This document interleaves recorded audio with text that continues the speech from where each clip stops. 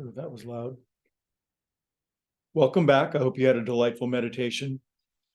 Yesterday we started with Shakespeare, and today I thought I'd start with this line.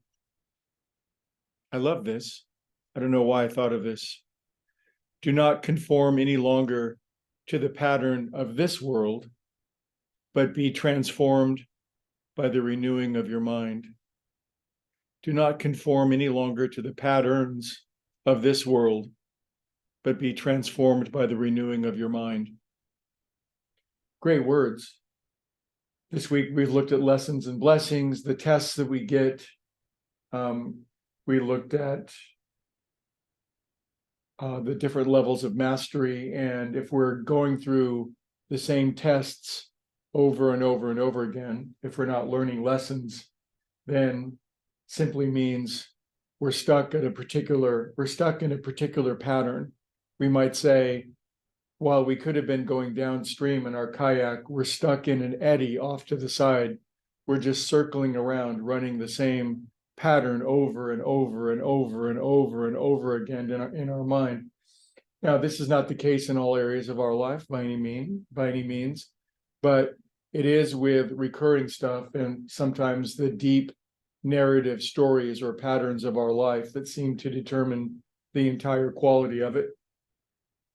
So if we're stuck in an eddy, if we're stuck in a pattern that seems to recur and repeat, and we're not getting the lesson, it says in that great line of world scripture, it says, don't conform to the patterns of the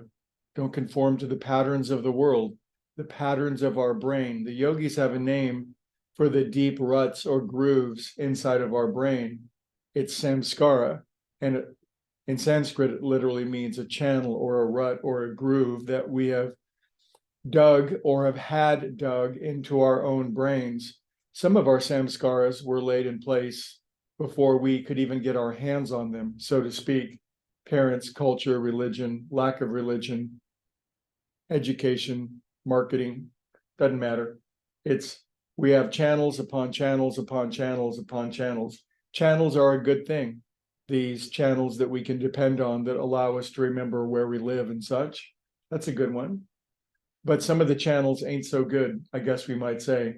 So that line of scripture says, well, don't be seduced or corrupted or in the bondage of the patterns of our own mind. Be renewed by the transformation, be transformed by the renewing of our mind. Well, Mr. Yoga Guy, being bit by a cat, how exactly do you renew your mind? I'm glad you asked. So in meditation, we're not looking to create new patterns. Creating new patterns is a wonderful thing, and I'll talk about that in just a moment, all within the 6 minutes that I'm allotted.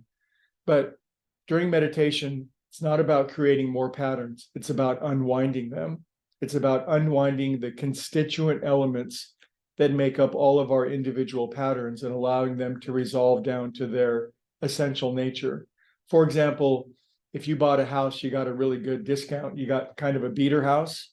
It's like you could paint it and put a new fence around it and maybe a new roof and maybe a new front yard, but it's still a piece of crap house, and anybody that would look at it would realize it in pretty quickly. So rather than do that, if we were to just tear the house down, get down to the constituent elements. Now, in this case, even the brick and the wood and the mortar and the cement might be corrupted, but there's something underneath that, the molecules, I guess you might say. So in meditation, what happens is the whirlwinds, the turbulence, the constraining patterns of our mind, the samskaras, are allowed to relax and resolve. And when this is the case, you might say it's sort of like the ability to, you built a sandcastle and you don't like it, it gets knocked down. Now you got brand new sand. We have renewed minds. Now we can create new patterns.